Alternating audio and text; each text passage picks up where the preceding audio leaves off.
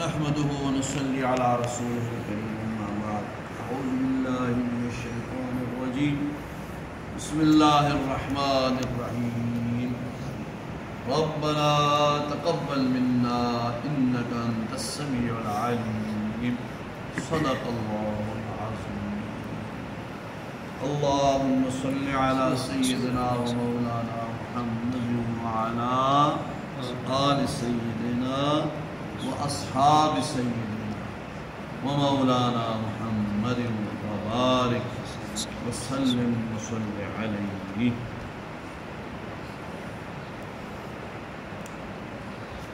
الحمدللہ مسلمانان عالم نے ابھی گزشتہ ہفتہ عید الاضحیٰ جسے عید قربان بھی کہتے ہیں وہ منائی، اور سب نے اپنی اپنی حیثیت کے مطابق قربانیاں پیش کی، اور اسی مہینے میں اسلام کا ایک عظیم رکن فرض حج بیت اللہ وہ بھی ادا کیا گیا۔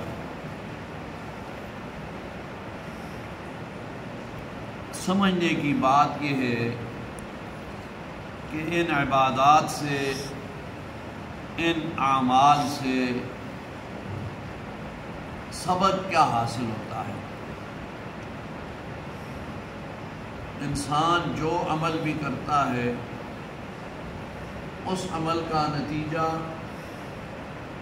اس عمل کا مقصد،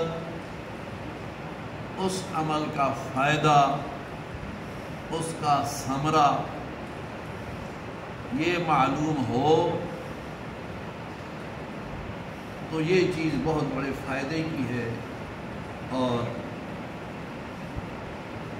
یہی شریعت کا مزاج بھی ہے۔ ہر نیک عمل کا نتیجہ اور ثمرہ بیان فرمایا۔ یا ایھا الذین آمنوا کتب علیکم الصیام کما کتب علی الذین من قبلکم لعلکم تتقون۔ اے ایمان والو، تم پر روزے فرض کیے گئے جیسے پہلے لوگوں پر فرض کیے گئے۔ کیوں؟ تاکہ تم پرہیزگار بن جاؤ، تم متقی بن جاؤ۔ اس عمل کا نتیجہ بیان فرمایا۔ اتل ما اوحی الیک من الکتاب واقم الصلاۃ ان الصلاۃ تنہی عن الفحشاء والمنکر۔ نماز پڑھو، نماز کا یہ نتیجہ نکلے گا۔ تو یہ پھر انسان کو ایک شوق پیدا ہوتا ہے۔ حج کرو، فرمایا جس نے صحیح حج کیا، من حج ولم یرفث ولم یفسق رجع کیوم ولدتہ امہ۔ صحیح حج کیا، کوئی اس میں فسق و فجور والی باتیں نہ کی، لڑائی جھگڑا نہ کیا، تو فرمایا جب لوٹتا ہے حاجی تو ایسا گناہوں سے پاک ہوتا ہے گویا آج ماں کے پیٹ سے پاک پیدا ہوا۔ تو یہ ساری چیزیں اس لیے بھائی کہ تاکہ بندے کو شوق پیدا ہو کہ میں جو کرتا ہوں اس کا یہ فائدہ ہے، بینیفٹ، اس کا یہ بینیفٹ ہے، اللہ کی طرف سے یہ انعام ہے، اس کا یہ ثمرہ ہے۔ تو یہ جو عمل قربانی ہوئی، اور یہ جو ماشاءاللہ دنیا بھر کے مسلمانوں نے اپنی اپنی حیثیت کے مطابق اس عید الاضحیٰ پر جانوروں کی قربانیاں پیش کی، اس کا مقصد کیا ہے اور اس کے پیچھے ایک عظیم واقعہ کیا ہے؟ آپ حضرات اکثر سنتے رہتے ہو، واقعہ تو وہی حضرت ابراہیم علیہ السلام والا ہے، اور اس سے سبق کیا ملتا ہے کہ اس دنیا میں جب ہم اپنے کو صحیح مسلمان کہیں گے، اپنے کو اللہ اور اللہ کے رسول کا مطیع اور فرما بردار بنائیں گے تو آزمائشیں آئیں گی، تکلیفیں آئیں گی، پریشانیاں آئیں گی، اللہ کی طرف سے ابتلائیں آئیں گی۔ اگر یہ نہ ہوتا بھائی تو جو اللہ کے انتہائی محبوب اور مقرب لوگ ہیں انبیاء علیہ السلام، وہ کیوں آزمائے جاتے ہیں؟ جب ان پر آزمائشیں آئیں تو ہم پر تو ضرور آئے گی بھائی، ایسا تو ہو نہیں سکتا۔ دیکھو نا، آدم علیہ السلام سے لے کے حضور سرور کونین صلی اللہ علیہ وسلم تک ہر نبی علیہ السلام پر آزمائش آئی ہے۔ تو اس عید قربان کے پیچھے تو بہت بڑی بات ہے، بہت بڑا قصہ ہے کہ سیدنا ابراہیم علیہ السلام نے جو قربانی پیش کی، اس سے ایک سبب یہ ملتا ہے کہ جب ہم بھی کہیں گے کہ ہم مسلمان ہیں، ہم نے اپنے آپ کو تسلیم کر دیا، اپنے آپ کو سونپ دیا اللہ اور اللہ کے رسول کے ہاں، تو پھر آزمائشیں آئیں گی، پھر ضرور آزمائش آئے گی، اور پھر اس میں ثابت قدم رہنا ہوگا۔ ثابت قدم، اگر ڈگمگا گیا تو گیا، ڈگمگانا نہیں۔ کیوں؟ یہ زندگی چند روزہ ہے، یہاں ہمیشہ کے لیے تو رہنا ہی نہیں ہے بھائی، یہاں تو چند روزہ زندگی ہے نا جی۔ اسی لیے حدیث شریف میں فرمایا، قیامت کے دن اللہ تبارک و تعالی ایک شخص کو جس نے دنیا میں بڑی مشقت والی زندگی گزاری ہوگی، اس پر ابتلائیں آئی ہوں گی، آزمائشیں آئی ہوں گی، کبھی اس نے سکھ کا سانس نہیں لیا، ساری زندگی وہ ابتلاؤں اور آزمائشوں میں رہا۔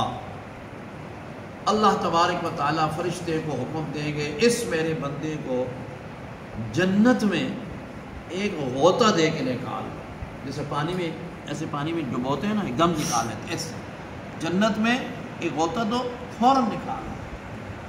تو جب اس کو غوطہ دے کے نکالا جائے گا تو پھر اللہ اس سے پوچھیں گے، اے میرے بندے بتا، تو نے کبھی کوئی تکلیف دیکھی؟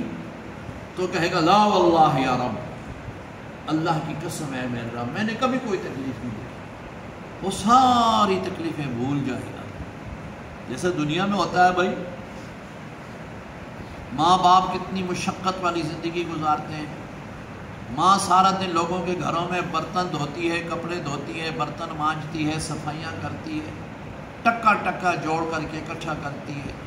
باپ ساری زندگی مزدوری کرتا ہے، محنت کرتا ہے، بچوں کو پڑھاتا ہے، بچہ ماشاءاللہ پڑھ کر کے کوئی افسر لگ گیا، بڑا آدمی لگ گیا، بچہ باہر چلا گیا، آج کل کے دور کے لحاظ سے وہ آئی ٹی کا کام سیکھ لیا، 4 5 6 لاکھ 7 لاکھ 10 لاکھ روپے تنخواہ لگ گئی، اور جناب بنگلے میں آ گئے، بہترین نئے ماڈل کی گاڑیاں ہیں، اور ماں جو ہے اس نے ماشاءاللہ زیور شیور پہن لیا، بہترین کپڑے ہیں، اچھا بڑا دوپٹہ ہے، باپ جناب استری کیے ہوئے کپڑے پہنتا ہے، سر پہ پگڑی باندھتا ہے، اور جناب مونچھوں کو تاؤشاؤ دیتا ہے، سارے لوگ ملک صاحب، خان صاحب، چودھری صاحب، فلاں صاحب کرتے ہیں۔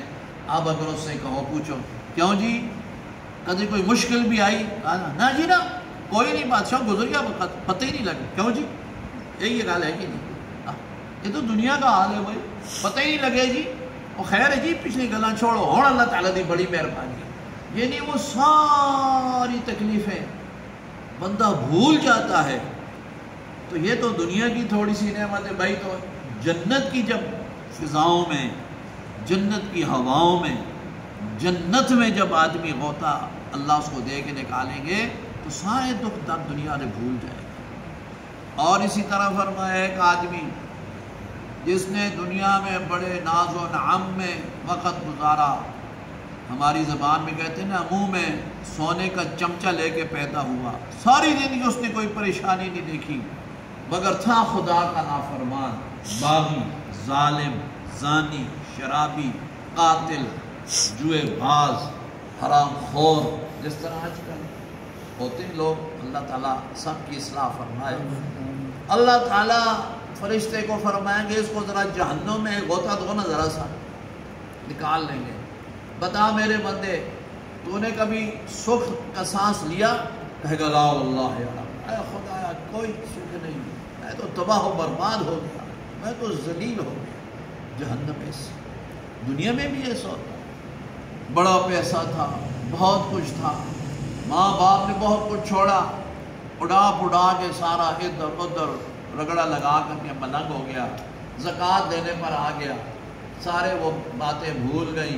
اب پوچھو کیا حال ہے؟ مندے تھڑے جی، منہ پیڑے حالات ہوں، بس دعا کرو اے زندگی کے دن میں پورے کرتا تھے خدا ماں کھڑے ہو دنیا تو بس پریشانی ہی پریشانی پریشانی۔ دیکھو دنیا میں یہ حال ہے بھائی، اس لیے یاد رکھو ان اعمال سے ایک سبق یہ ملتا ہے کہ آزمائش ایمان والوں پر آتی ہے مگر اس میں ثابت قدم رہنا ہوتا ہے۔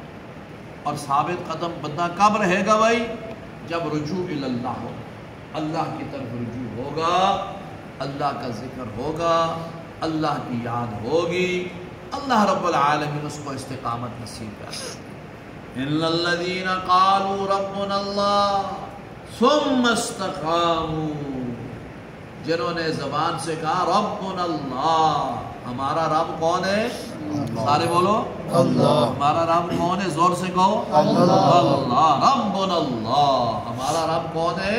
اللہ۔ ثم استقاموا، پھر اس پر پکے ہو گئے، پھر اللہ اس کو استقامت نصیب فرما دیتے ہیں۔ اس لیے فرمایا ثم استقاموا، استقامت تو اللہ کی طرف سے ہے جی۔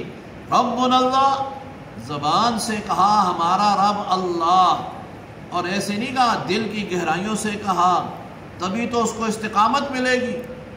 تو فرمایا جس نے ربنا اللہ ثم استقاموا تتنزل علیہم الملائکہ الا تخافوا ولا تحزنوا وابشروا بالجنہ التی کنتم توعدون۔ پھر اس پر اللہ تعالیٰ یہ مہربانیاں فرماتے ہیں اور اس کو یہ بشارتیں نصیب ہوتی ہیں۔ تو پہلی بات یہ ہے بھائی کہ جب ہم نے کہا نا کہ ہم مسلمان ہیں تو آزمائشیں آئیں گی، ابتلائیں آئیں گی، لیکن اس میں کیا کرنا ہے بھائی؟ پھر اس میں استقامت، اس پہ دین پہ پکا ہونا ہے، اور استقامت نصیب ہوگی اللہ کے ذکر کے ساتھ، اللہ کی یاد کے ساتھ۔ بڑے بڑے لوگ آزمائشوں میں آتے ہیں جی، مگر اللہ کے ذکر کی بدولت بچ جاتے ہیں۔ ہمارے حضرت رحمۃ اللہ تعالیٰ علیہ کی خدمت میں ایک شخص آتے تھے، لاہور کے تھے، بہت متقی پرہیزگار شخص تھے، میں نے ان کو دیکھا تھا، ماشاءاللہ متشرف، بڑی بڑی داڑھی اور بڑے اللہ کا ذکر کرنے والے، حضرت سے بیعت بھی تھے، بہت بڑے افسر ریٹائر ہوئے، بڑا پیسہ تھا ان کے پاس۔ تو یہ جو نہیں، یہ ایکسچینج میں لگاتے ہیں، کس میں لگاتے ہیں بھائی؟ وہ جس میں حصے ہوتے ہیں اور کہتے ہیں جی سٹاک ایکسچینج میں۔ اچھا یہ بات میں عرض کرتا ہوں بھائی 1998 کی اس دور میں 80 لاکھ روپے اس کو ڈوب گیا، 80 لاکھ روپے اس وقت، اندازہ لگاؤ، یعنی اس وقت 80 لاکھ کا نام لینا ہی کتنا مشکل، کس کے پاس تھے بھائی؟ یہ میں 97-98 کی بات عرض کرتا ہوں۔